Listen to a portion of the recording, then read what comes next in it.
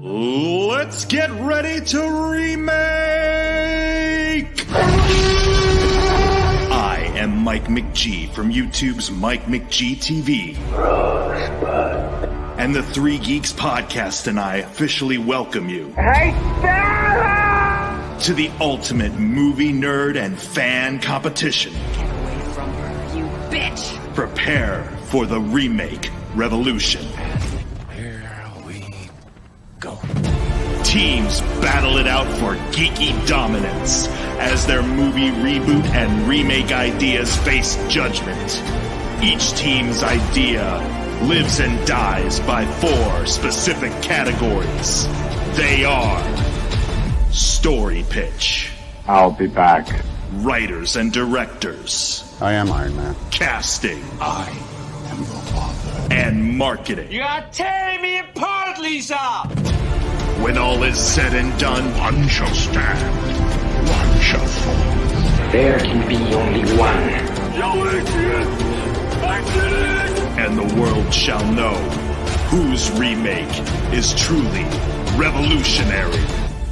The remake revolution begins now.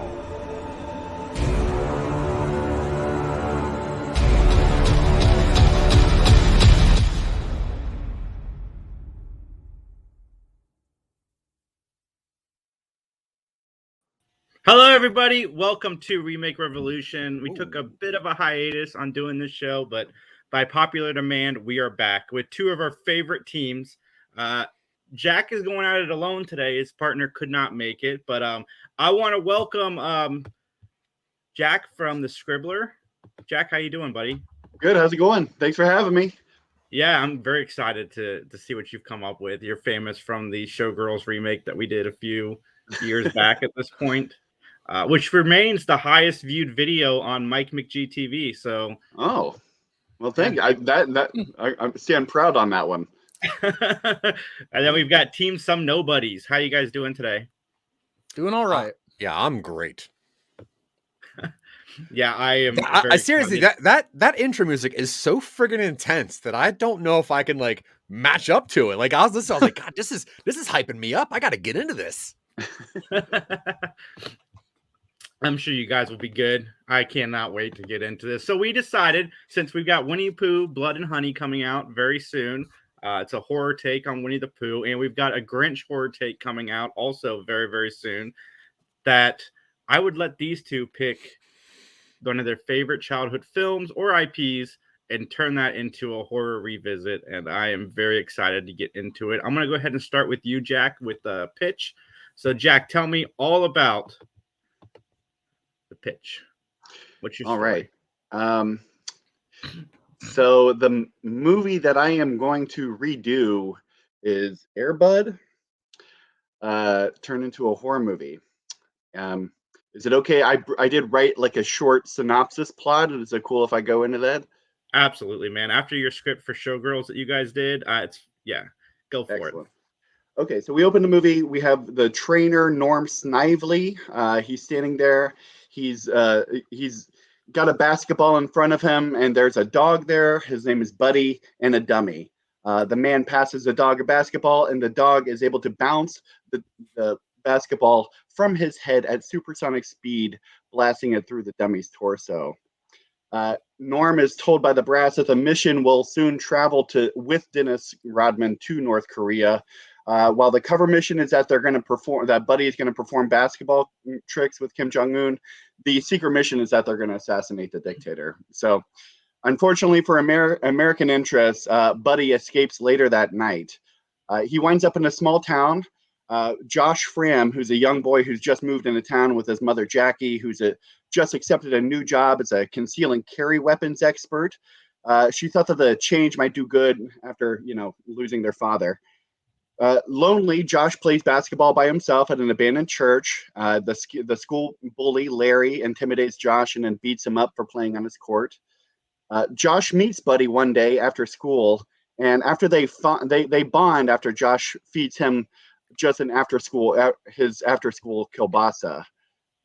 Josh takes him home, cleans him up. His mother is less welcoming and forces Josh to distribute flyers around town to help find the owner. What she doesn't know is that the Army has also posted notifications in the local paper. Buddy is smarter than you think. He's actually seen his face in the newspaper and starts hiding the newspapers in the backyard. He's also learned a way out of the no dogs inside rule by climbing in through the second floor window. Right after that, Josh learns that Arthur Chaney, who's a school engineer, was a basketball player some years ago, and turns out to be Josh's only human friend. There's a call to find out that Josh's school's basketball team's going out. Arthur convinces Josh to try out. Josh makes the team despite his lack of talent and ability. But Buddy breaks into the school on the first game and watches as Josh misses the final basket. And after the game happens, the coach punishes Josh for missing the shot and by throwing balls at him, but not knowing that Buddy is watching from the outside. So the next day's Christmas, 3 weeks in, and no one's claimed Buddy. Josh and the mom Jackie tells Josh that Buddy can stay. And the next day, the police find the coach on the second floor of his home with a basketball-sized hole in his torso. Later, Arthur Chaney becomes the new basketball coach. And Jack and Buddy watch Josh play in the follow-up game. Arthur is a new coach. He's replaced the other guy. So the school bully, after this turnover of events, it leaves. And Larry's dad, who's the bully's dad, is furious and threatens Arthur.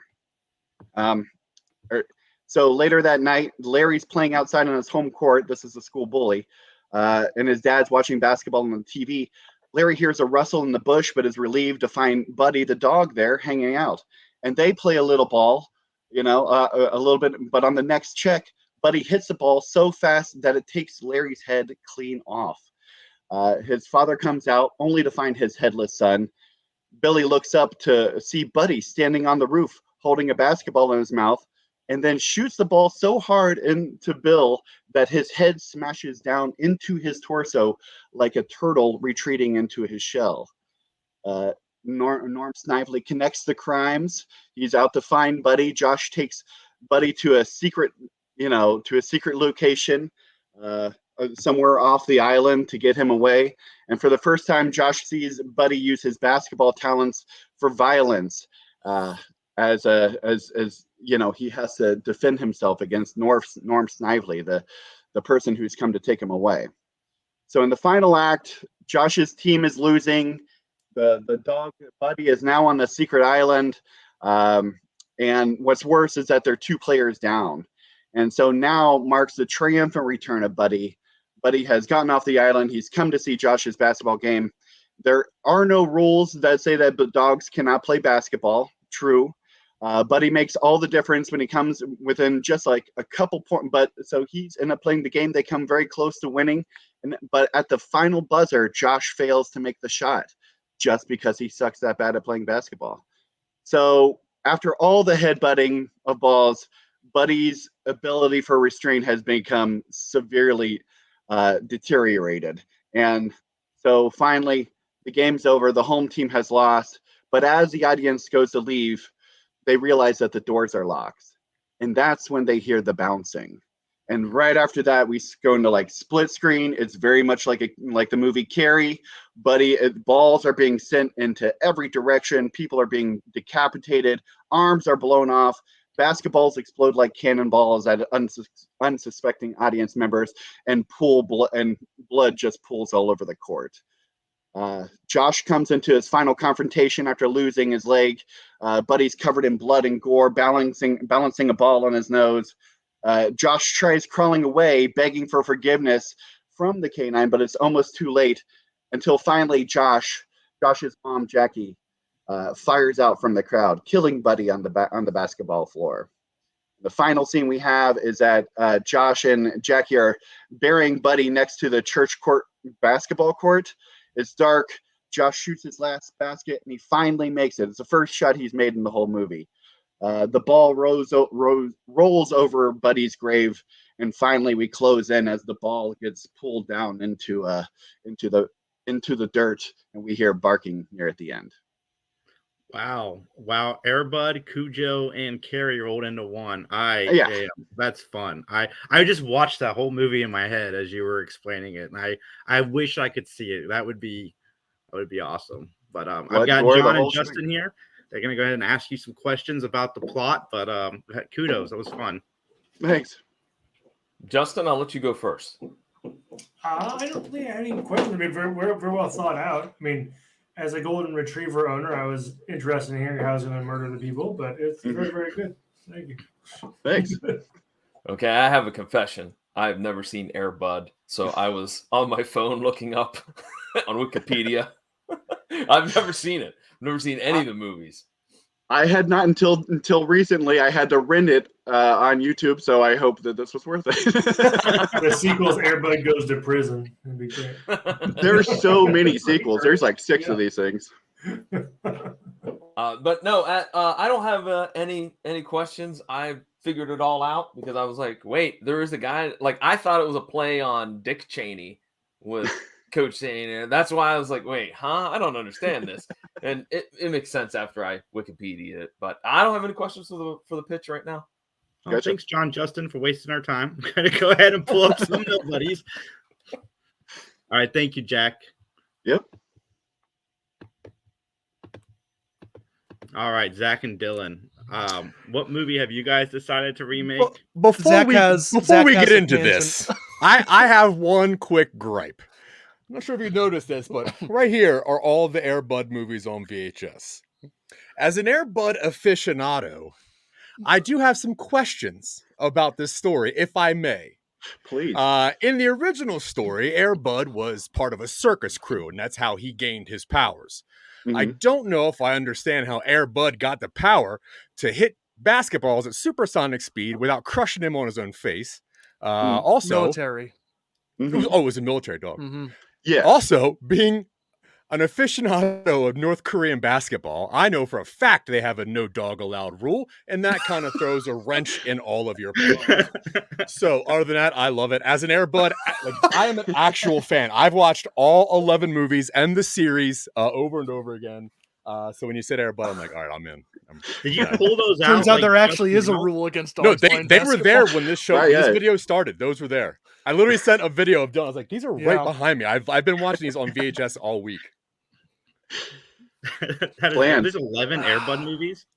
Yeah, because number 6 is when Air Buddies start, and that's when it goes crazy because Air Buddies they go on some adventures. I've only seen the trailers for some of the others, and I guess there's one with a monkey, and I mean it gets all out there. Well, Do they go to go the jungle. space?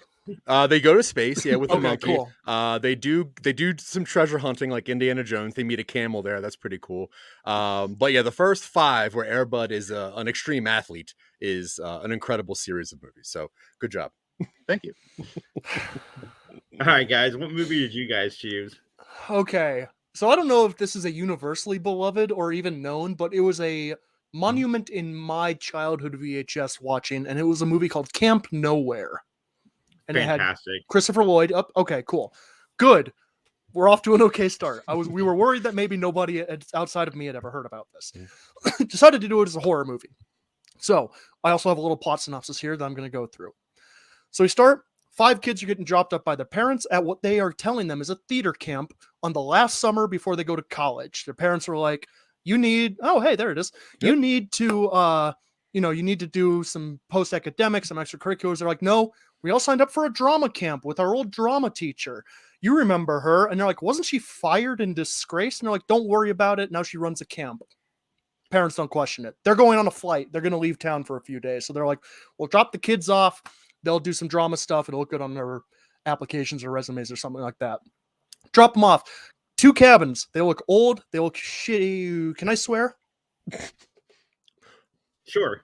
Okay. They look old. They look shitty. The counselor is standing outside. She's in an apron holding a hatchet. Parents are like, are you sure you want to do this? They're like, yeah, she's in that character. Don't worry about it. This is all what it is. It's all immersive. They're like, cool. Drop you off. Parents drive away. And they're like, all right, we're going to have fun at drama camp. Bye, everybody. The minute they're out of sight, they drop the facade, get out their coolers. They got them stuffed full of illicit materials, drugs, beer. They're here to be degenerate until they go to college. The teacher's like, yeah, where's my cash? They give her the cash. She's like, cool.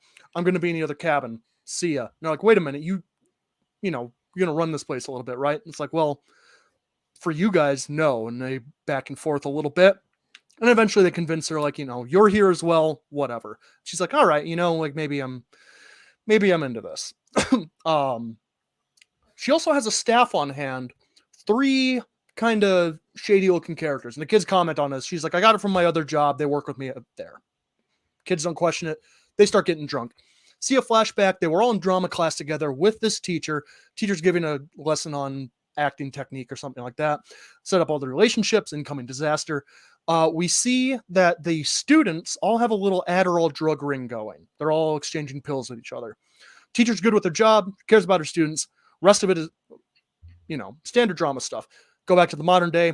Fun and games. Everybody's getting drunk, swimming in the lake, flirting with each other, whatever. Staff and the teacher are off doing something else. You never know. It's general party. We see that the other side of the lake is also partially inhabited. Maybe there's a fire or some lights.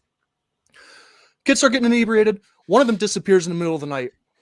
You don't see what happens, but just as they're like, you know, toasting, they're all drinking, we do that thing where it shows them ramping up, cuts to them waking up incredibly hungover in the morning. They don't have their cell phones. They're really hungover. Some of them are hurt. One of them is missing. But, you know, some of them are also wearing each other's clothes, so they think we got it to hijinks and they just went to sleep it off in the woods. Let's overlook the weirdness of anything else. Turns out, the teacher has like cooked them a brunch. She's like, hey, you know, we're all here together. We're all going to enjoy it. Unbeknownst to them and unbeknownst to the audience, she has laced it with with a bunch of Adderall. So the kids start getting really wired. They start getting day drunk. Things get zany. They decide to go on a run and hike through the woods. Some of them get separated. Another one of them disappears. They go searching. They find him in a hole, and he snapped his neck from the fall, of course. It was definitely the fall. They start panicking. They drag him back to the camp. They wonder what they're going to do with this guy.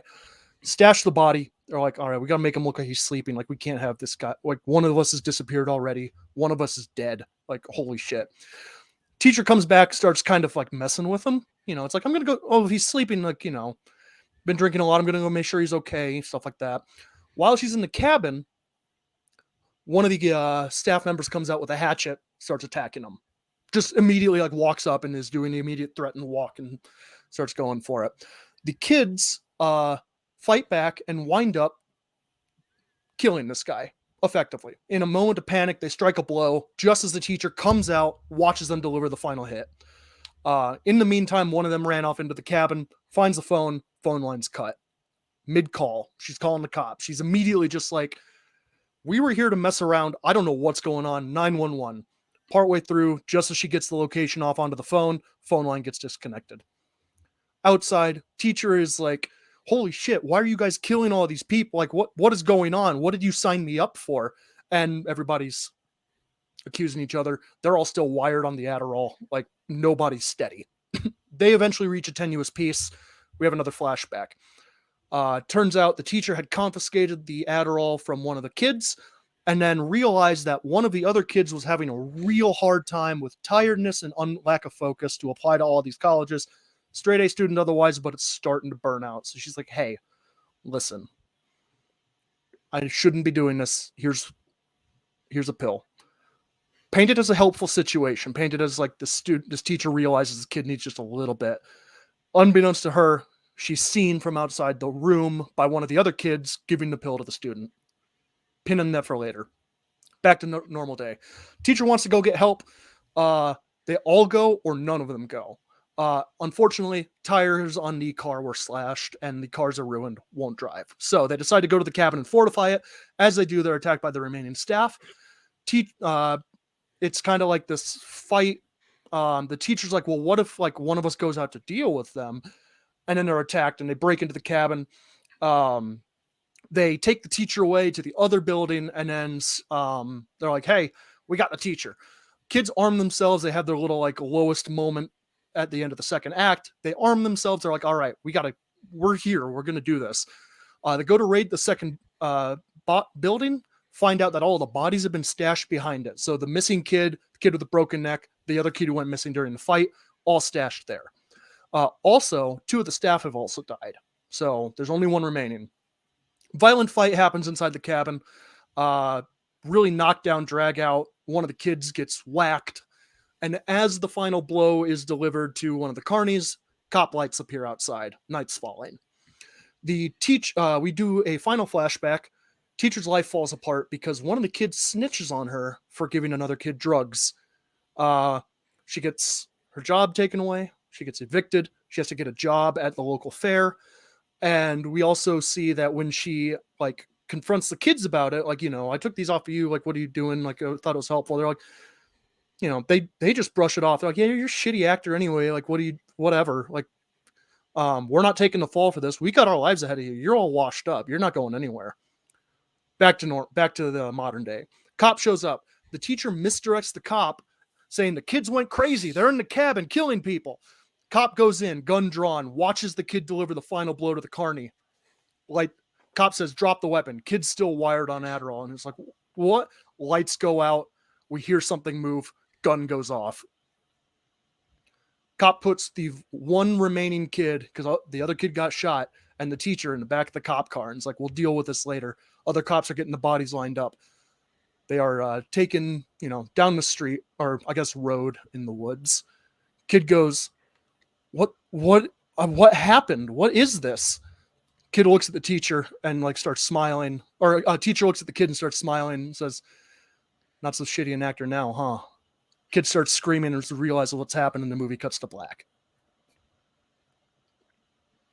Yeah. Nice.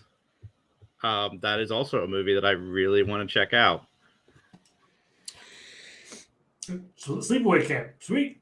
A little bit. Yeah, sweet, right? I mean, general feel of it, right? Not necessarily the plot. But. Yeah.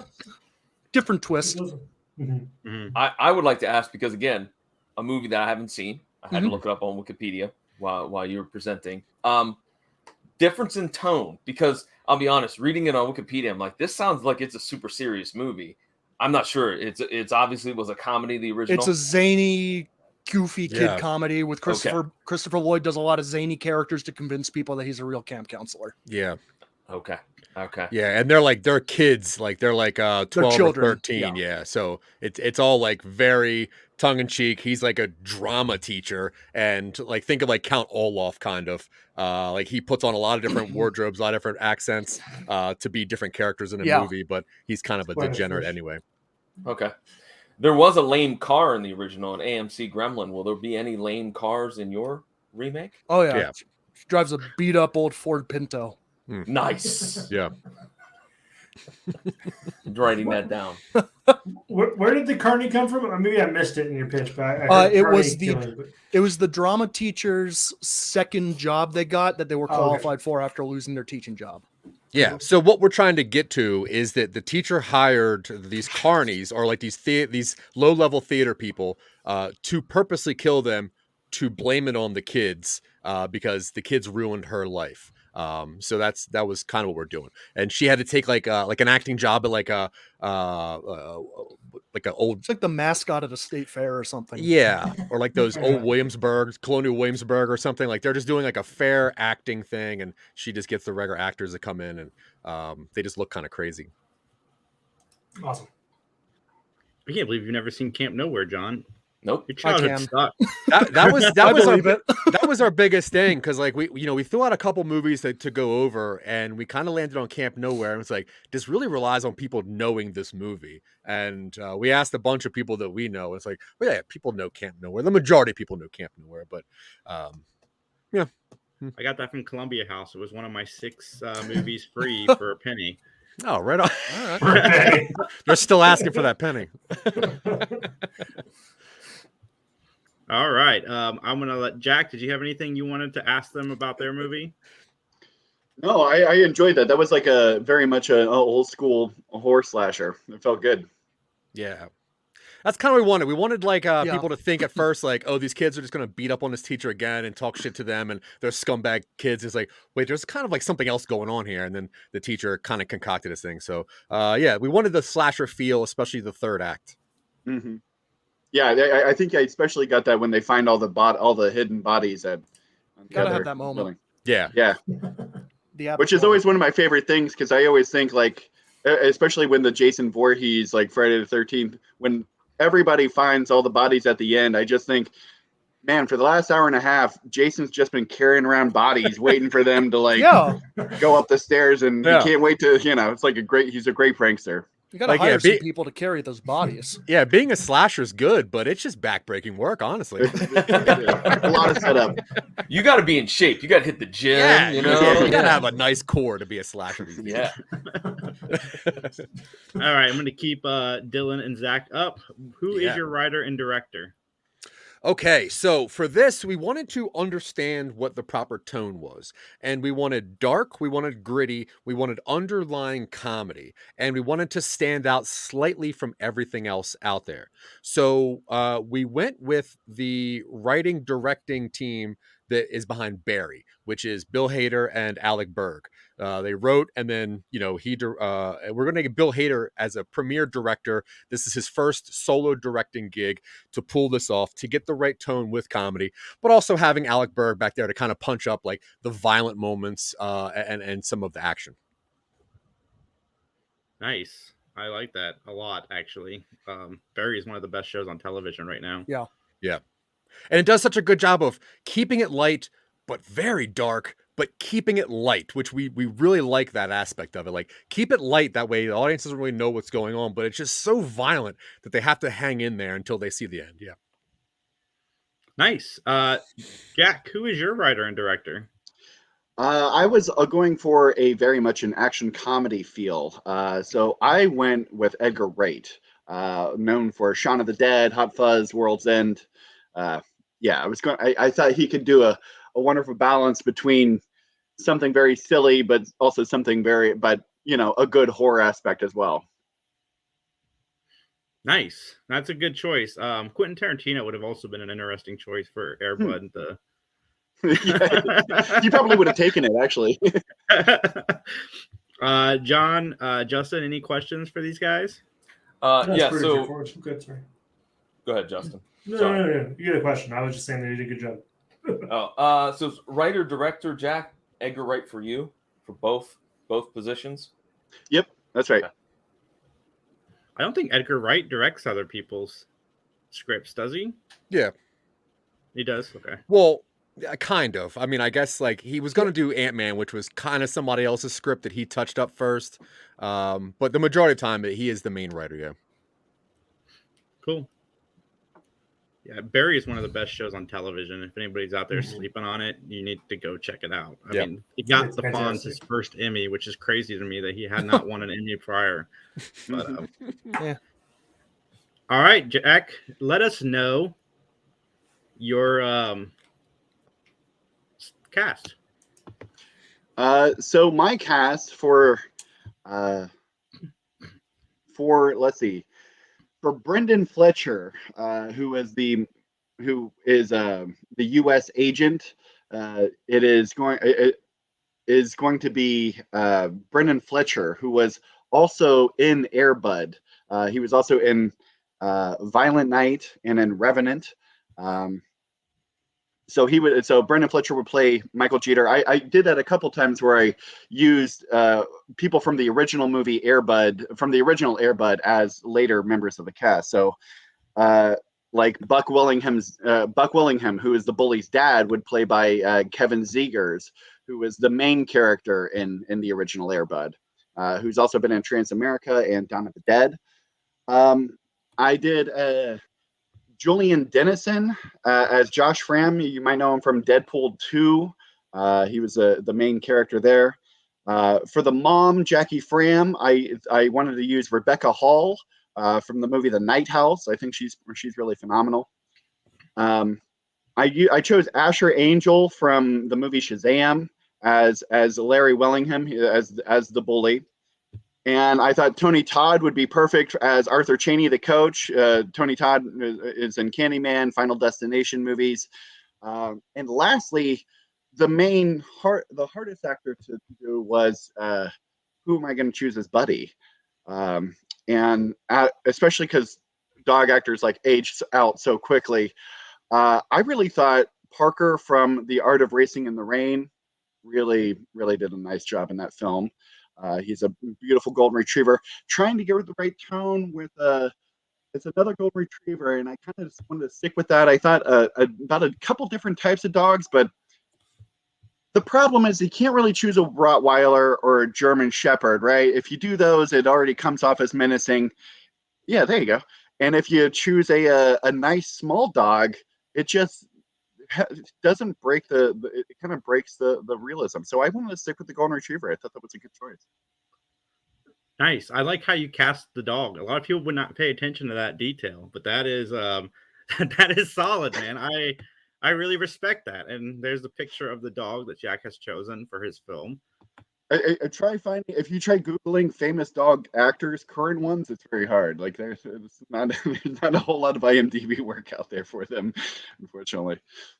They probably switched them out with CG at this point, I would think. Probably. All right. Well, thank you, Jack. I'm going to pull up Dylan and Zach. All right, guys. What is your cast for this film? All right. So obviously we have a couple different groups of casting here. We have these, we have the children, and then we have the teacher, then we have these carnies. Now the kids, we wanted them to be known actors. We wanted some pretty solid faces to make sure that it gives this movie a little bit of the gravitas it needs. So for the drug dealer kid, we were going to use Logan Lerman, who's the kid from Percy Jackson and also Gamer. For the snitch kid, we were going to do Sophia Lillis, who's the redhead from It. 1 and 2. She's going to be our final girl, and we really like her look. For the drug taker, we're going to have Caleb McLaughlin. He is the kid from Stranger Things, upcoming actor. We love Caleb. Now, the kid who goes disappearing first, we're going to actually cast Zendaya in this. We're going to spend a little bit of the budget to get Zendaya, but we want her to disappear first, which will subvert all expectations. She's a quirky kid, but if she gets out of there, people will keep wondering what's going on. And then the phone kid, we're going to use Rowan Blanchard, who's the girl from Girl Meets World. She's an upcoming actor, and we think she's about to kind of pop off. Those are all just very good actors. So we wanted kids that could overact at times, but also be scary. Now, the teacher was somebody that needs to be menacing, but also a bit of a goofball as far as acting everywhere. And we thought Parker Posey was the perfect for that. Watching her in Lost as Dr. Smith, it was great to see how menacing and devious she can be. But also when you see everything else she does, she is such a great character actor on all spectrums.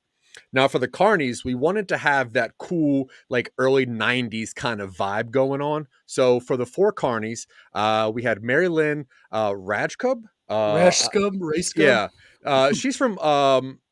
she's Gail the Snail from Always Sunny, just for that effect. We also have Bill Camp, who's from The Outsider. Now, He for looks like a thug. Yeah, who just looks like a punk. Carney 3, we're going to have C. Thomas Howell, which gives everything that late 80s feel.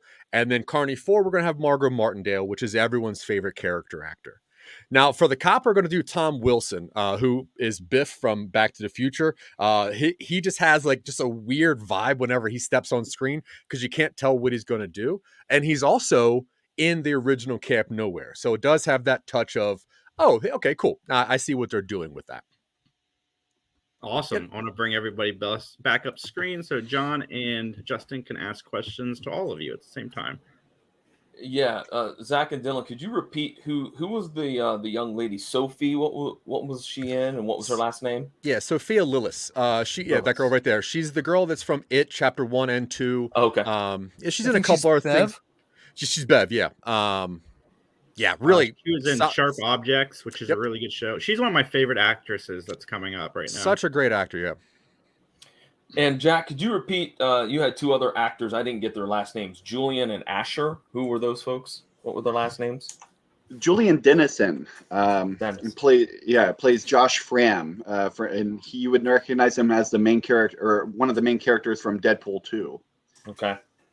Oh, the Asher individual. Asher Angel. Yeah. Angel. From Shazam. That's right. Okay. Would be playing Larry Willingham, the bully. Okay. Yeah, that's all the questions I want. So I'm pretty good, I think. All right. Well, let's get into the marketing campaign.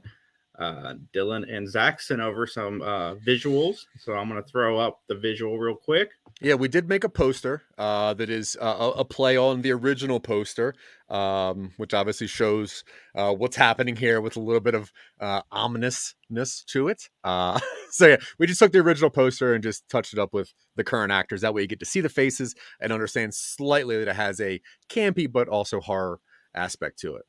Who's As far good as with Photoshop over there?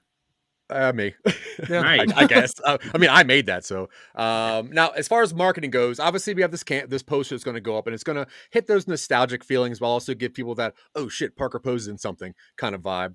Along with that, we're going to have these carnies are going to have throughout the movie. They're going to have a couple different looks to them, which are going to be somewhat iconic when the movie comes out. For that reason, we're going to throw those skins to Dead by Daylight and also a skin on a Fortnite. That way that kids understand that there is a new horror visual coming out. We're also going to hire a new Twitch streamer to create a new dance for Fortnite. So this character has a specific dance that you would need to download specifically to make sure that the kids get the new dances / teabagging effects. We're also going to have pop-up showings at forest venues. The first time I saw signs was in a drive-up movie theater in a cornfield, and that made that movie so much worse for me, like scary wise. So we're going to have some pop-up showings in a forest, and then we're also going to sell a 4-piece pop figure of the carnies that are exclusive to Target only. Nice. What about you, Jack? What's your marketing campaign? So I was gonna really go for. I was thinking that during a Timberwolves game, an NBA game, they get out and they have a bunch of dogs kind of running around, like during a halftime show. There would be a bunch of like dogs playing basketball, and maybe like there's like a slam dunk contest where the dogs are kind of helping out, and but right during the halftime show, the lights turn off, and then when they turn back on, there's just all the dogs have there's like dummies on the floor with like carcasses, and there's blood everywhere. And then, as people start to freak out, they turn on the lights again, and then you hear that dun dun dun dun dun dun dun dun, dun, and then the cheerleaders come out, and everybody's relieved, nothing's happening, and then you come out, and then it's come out and see Scarebud, the movie. So it's going to be like a nice run of the mill, something that'll freak but still fun for the rest of the entire family. We might also advertise during the Puppy Bowl, because I feel like that's a good marketed audience. You have a strong dog family there. People who love pets but are also afraid of pets. I feel like it's a double win. I love that advertising during the Puppy Bowl. That's brilliant.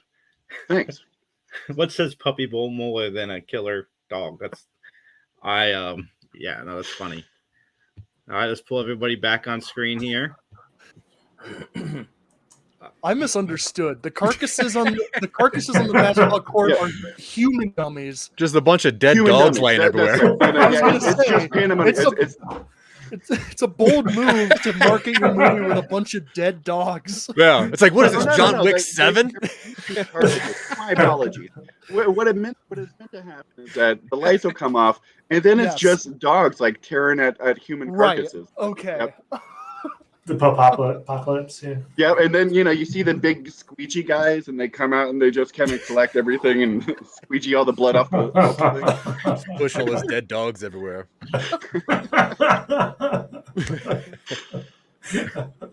So why Target only for your? So the thing about fan bases is exclusivity, and that's what we want. We want people to rush out and grab these things and try to sell them quickly on eBay, knowing that they're not really worth anything, but just for that to be an advertising aspect of it. Fair enough. That's true. I mean, Walmart exclusives and Target exclusives, they happen all the time. Like Walmart has a bunch of Netflix exclusive toys. Yep. And the nerds, I mean, I'm one of them. They've run out to collect them, all of them, just because it's a Gotta Walmart have 'em. exclusive. Yeah. Even though Walmart's made billions of them, they just are releasing them slowly. Yeah, with the Target advertising money as well, we're going to need that. How many pop figurines you got on that shelf, Jason? None in here. Oh, okay. I have a lot downstairs. Okay. Yeah. My living They room. need their own room. I don't know if I have any or not. John, Justin, do you guys need some more time? I need a few more minutes. I don't have any questions about the marketing. It's a conundrum. I don't know what I got to think about this. So I need some time to deliberate. I don't know about Justin. Well, let's get rid of John and Justin. And Zach, Dylan, tell me about your guys' channel. Yeah, so Some Nobodies obviously is who Dylan and I are. We are the creative, self-entitled geniuses that have come up with such things as Silicon Angels, which is the IT phone calls of a sex robot manufacturer, as well as a podcast show. We find 7 of the worst podcasts and review them each week. Some are fine. Some are very, very bad. Yeah. We also do a show. Dylan has written a show called, we call it CYOP, which is Create Your Own Podventure, where you listen to episode 1 and then you get a choice of which episode to listen to after that. It's based around this tech where you build these goggles. The goggles tell you what you need. You just don't know how to interpret it, such as when you get bit by a snake, the goggles will highlight this weed. But do you eat the weed? Do you smoke the weed? Do you push the weed into the wound? So you choose what to do with it, and then the story goes based on your decisions. We're currently doing season 2 of that right now, so that should be out fairly soon. We do a couple weird improv shows, some that Jason has been on and been great at, like PowerPoint Showdown, where we do PowerPoint karaoke, just 8 blind slides trying to be stupid to each other. We also have a weird pseudo review show, which is like no other, called No Time to Binge, where we watch just the first episode of something and then just the last episode of something and just make up all the bullshit in the middle and hope it's better than what the show really is. But we don't know because we don't have time to binge it. Honestly, you can find so much stuff over at Some Nobodies. Just really grab like an old Daredevil handheld and type in Some Nobodies, or go to your grandparents' smart refrigerator, type in Some Nobodies and see what water spews out of that thing. We're on more places than Skyrim. Yeah, Choose Your Own Pod Adventure was a lot of fun. Yeah, it was kind of a throwback to the old 80s book series, Choose Your Own Adventures. I love your guys' creativity, and the PowerPoint presentation is so much fun. Yeah, we love doing that show. That's like the show that we do for ourselves to kind of just boost our own creativity to make other stuff. So Create Your Own Podventure. Season 1 was all based around the tech, right? You build this tech, you don't know what to do with it. Season 2 is really going to be based around this guy who goes out onto like a crabbing vessel when it gets overran by sea creatures, and then once again you decide whether you're going to fight them or hide or what you're going to do. So yeah, tune into that soon. That's going to be very, very good. Awesome. Jack, tell us about the Columbus Scribbler and all the comic books that you're currently working on. So the Columbus Scribbler is a free comic book newspaper. We distribute it throughout the city. We highlight the work of local creators. We have history articles about comics. We have kids corners where kids can submit their own stuff. I do a piece called the Meet the People where I will interview somebody and then we turn their interview into somebody who's not related into comics in any way, and we just turn their life into a comic for about a 1-page thing. And we're on issue 12 coming up. I think by the end of next by about around April we should be coming out with issue 12. It's freely distributed throughout the city. We have a Patreon and all kinds of stuff, but you can also read all of them for free digitally online on our website at columbusscribbler.com. Let's see, I am also a comic book creator on my own stuff. So I've done a couple graphic novels and just a whole bunch of anthologies. So right now I'm kind of just working through those. It's working on some new stuff and kind of playing it out. I'm not really sure where we're going to go yet. You Jack, next year you gotta come to GalaxyCon. I don't draw. I'm just a writer, actually. But writer and I don't know, creator, whatever you want to call that. Nice. And GalaxyCon was a lot of blast. Yeah.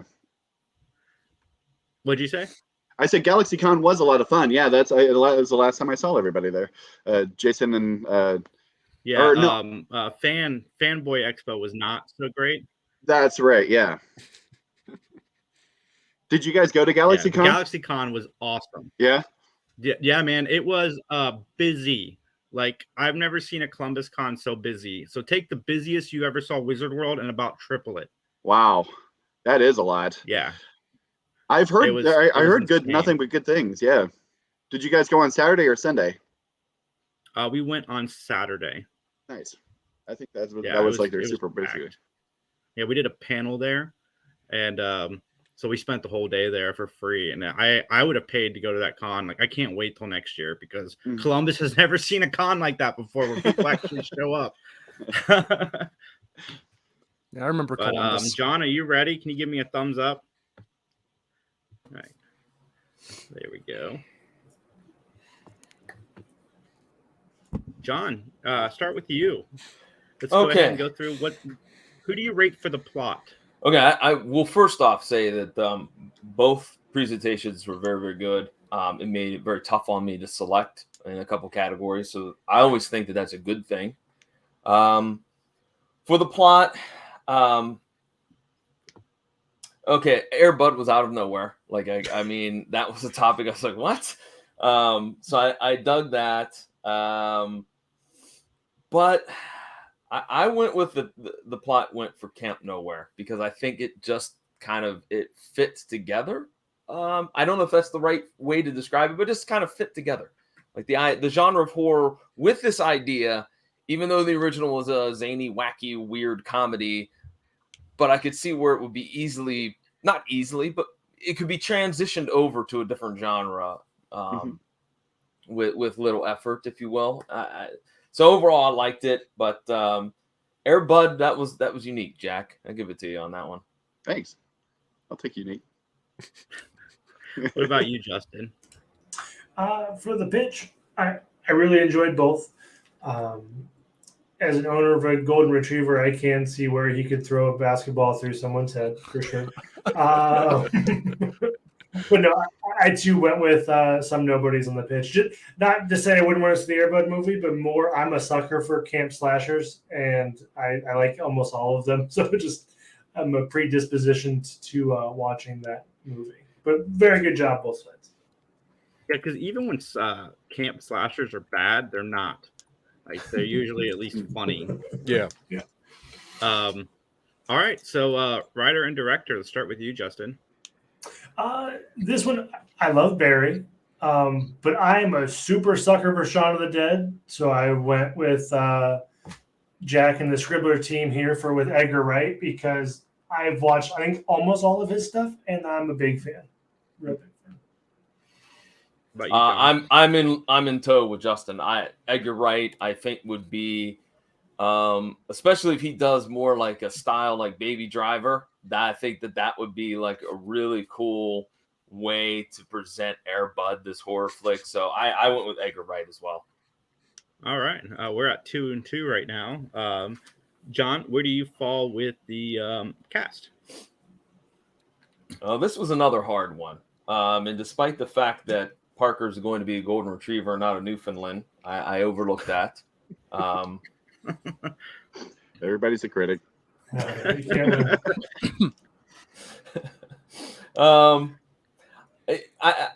went with I do like the idea of Parker Posey, big fan of hers. Caleb McLaughlin too, but I went with yours, Jack, because you did take the time to actually cast the dog, which I thought that was unique, and reusing a lot of the originals I think is a nice touch too. So I went with Jack on this one. What about you, Justin? Okay. I love Tony Todd. He's like one of my favorite people to see in horror movies whenever we get a chance to it. But just the volume of good actors that are in the Some Nobodies cast, I had to lean that way. I liked all of them, which not to say I didn't like the ones in Air Bud, but just like you got 25 different actors that I enjoy. It's like, all right, we're going to go volume here, which is very good. Speaking of Tony Todd, hot take of the year, I think his version of Night of the Living Dead is better than the original. You could fight me on it. It's a hot take. It's just because I like the female character in the remake better than in the original. She's less of a crying on the couch and more of I'm a badass. I've spoke to that woman in real life, and she is not very nice. I spoke to the actor who played her brother. He was Incredible. super nice guy. Oh, really? Yeah. She was not very nice. No, like I sent her an email to interview her, and she's like, "Just call me." And I Oh, called her cell right. phone, and she's like, "What do you do?" And I told her like all this stuff, and she's like, "This sounds stupid." And I'm like, "Okay. All right, well, I guess just have a good day then." It was very weird. Wow. She just must have been having a bad day. Who does that? Who's like, yeah, he's a 5-minute conversation. F off. Yeah. Like, yeah. Wow. Justin, who you got for the marketing? Now, normally I would go with the Fortnite skins and Dead by Daylight because I think monetarily, Some Nobodies spent their dollar better. Very much so.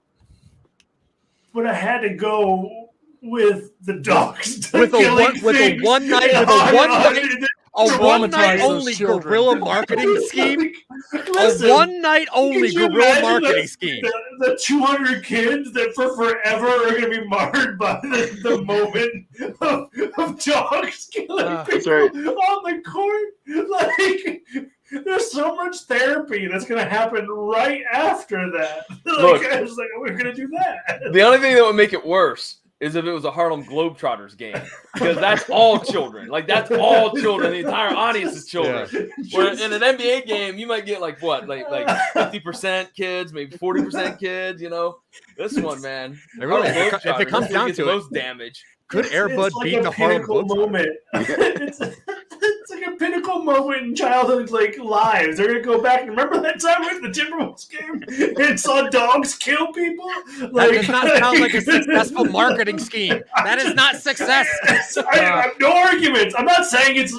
I'm not a good judge of this, but that one because I couldn't get over that. Well, Some Nobodies went with you guys because I felt your audience. If you're pitching this towards teenagers, you got the skins and the Twitch and the dancing and other stuff I don't know or understand. I like the pop-up theater in a forest, the exclusivity for toys. So I went Some Nobodies. So I guess I'm the tiebreaker today, and I have somebody in mind that I want to pick. I want to say like Some Nobodies. I love the plot, the director, the writer, the cast. Fantastic. Jack. Yeah, like Justin said, dogs, the whole puppy bowl thing.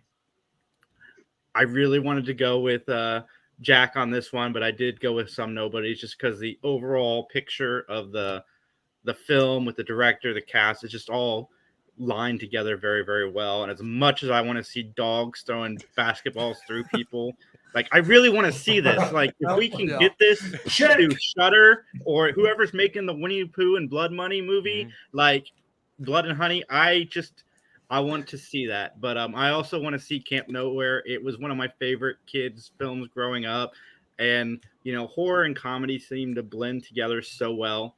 And so, yeah, my choice would be Camp Nowhere. So I'm giving it to you guys for the win, but barely. Like it was a very tight race. And Agreed. The puppy bowl thing, Jack. Yeah, I'm gonna have nightmares tonight of that. I did like one day from nightmares. Like, it was so funny. All I'm saying is, you guys better watch. If you hear basketballs bouncing outside your house tonight, you guys got to be careful, man.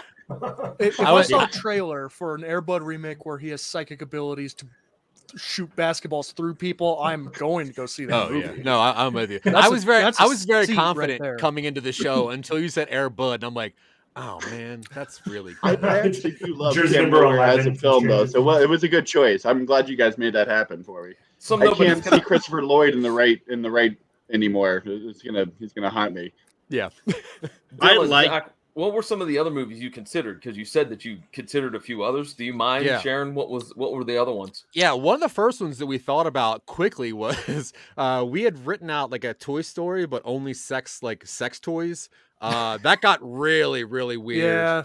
What was the one that you threw out first? Honey, I Shrunk the Kids, which sure, like all right, it feels a little easy, but you know, Honey, I Shrunk the Kids was another one, and we were going to go down like the scientific realm, like where your body couldn't process that size of oxygen, so like your body was shutting down because you couldn't process things. So it got real scientific. We had a couple ideas, but then once Camp Nowhere, the bad teacher, the revenge scheme, Parker Posey, once all that clicked, and then even if it went to a tiebreaker, which we thought it was, we were going to have like the Tune Yards playing in the background, which is some funky, cool music. So yeah, we actually put a little bit of work into this one. So I'm very happy. I'm glad Jack brought it because yeah, that's cool. I was gonna go with ska. I was gonna go with like early '90s ska for the entire thing. Just some nice. Mighty Boss tones. Okay, Aquabats. Yeah. I hope that one day we do raunchy comedies out of children's things because I really want to hear the pitch for that Toy Story movie. Yeah, I spent too much time thinking about that, and that really messed up a couple of days of my last week. Is Osmosis Jones as a cancer cell or something like that? Just like, I mean, the villain in that movie is already pretty rough. Yeah, he is cool. Yeah. Prax. It's funny. But yeah, no, dude, good job. Because like one of the first ones I thought about was like Beethoven, and I'm like, yeah, maybe it's like slobbers like acid or something. And obviously I'm a huge Air Bud fan, so and I'm like, you can't touch Air Bud, that's too great. And then you came in with Air Bud, and I'm like, damn, okay. do you think you're like one of like 300 people in the state that still have a VHS player, and you're just like Air Budding it? Just like, you know what I mean? You know, honestly, I have a very large VHS collection, and I watch a lot of stuff on it, which is very weird. Yeah, I wouldn't put it past them. But yeah, I'm probably one of the only people in Longmont, in Colorado, that still watches VHS. I have a VHS player too. I do too. But do you use it regularly? That's my question. I'm sure there's a bunch of people that have a VHS player in their basement. And not as often as I would like. I have a copy of Sidekicks on VHS. All right. That is the Jonathan Brandis, Chuck Norris classic film. Yeah. And speaking of North Korea, I also just got my Three Ninjas Knuckle Up VHS out. Oh, very nice. So nice. That is a collector's edition. Yeah. What about you, Jack? I thought a lot about I was on the fence about maybe doing Home Alone, but I thought that was way too obvious. Yeah, you know, that was one of ours too, and it's like that's almost how it is now. It is, yeah. If it was a different director, same exact scenes, it'd be horror. They kind of made that with Violent Night. You got your adult Home Alone film. Yeah. And there's a couple other movies that were very close to that, and I think I remember some meme that was like the Jigsaw was pretty much just of Macaulay, and after that I was like, this is just too easy. A couple of Problem Child was another one with John Ritter. Was another one that was no. That'd be cool. Yeah. What I forget the other one we were working. There was another one that we kind of tossed out there for like a second, and it was like, this is pretty cool. I think it was like a version of Stay Tuned where like you get sucked into like a TV, but it was like a weird internet channel. It was something stupid. I forget, but yeah, I think Camp Nowhere was.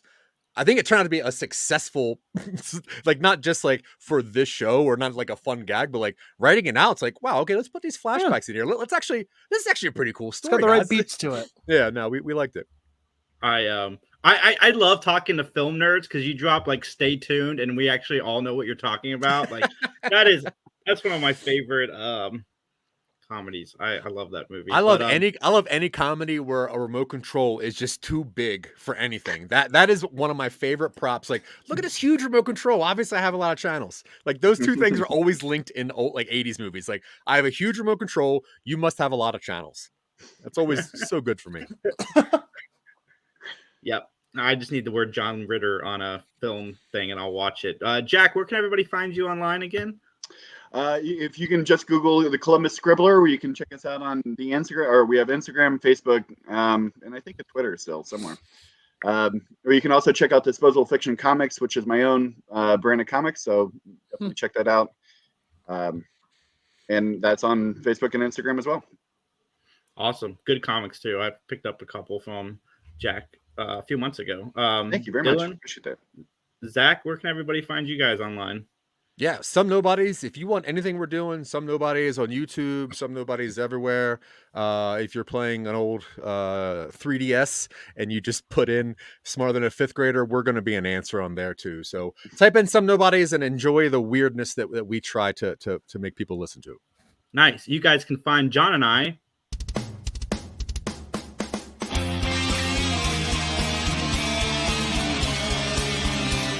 That's right. We have a Matlock podcast.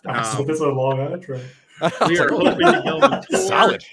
nursing home tour. John and I, we're going to give out free pudding. It's going to be a blast. But no, seriously, you guys can check us out at MattTalk_podcast and wherever you find podcasts. John, tell us about the PVD cast. The PVD cast is available at pvdcast.com through all those major outlets as well, like Spotify, iHeartRadio, and whatnot.